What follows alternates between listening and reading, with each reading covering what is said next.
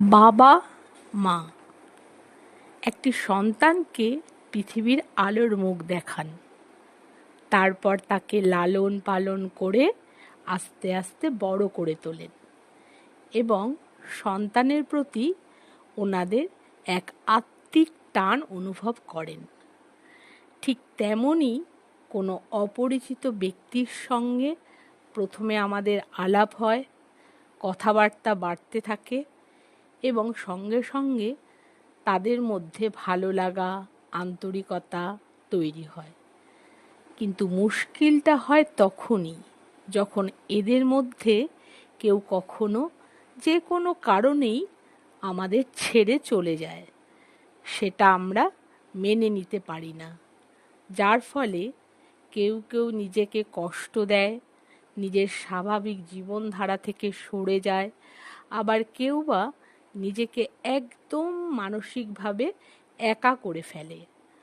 যে ছেড়ে যায় তার হয়তো সময় শেষ কিংবা কোনো বাধ্যতাও থাকে।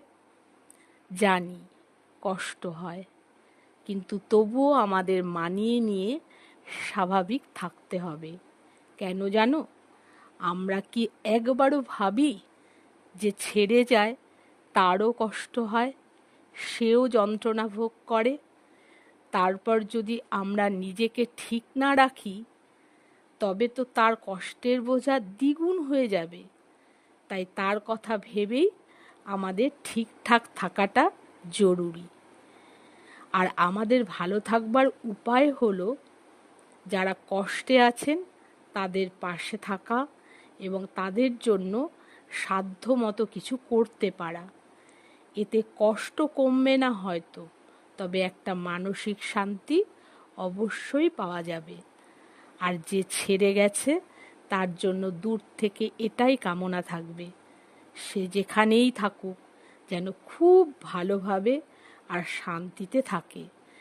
কারণ যে যাকে সত্যিকারের ভালোবাসে সে তার খুশিতেই নিজেও খুশি থাকতে পারে।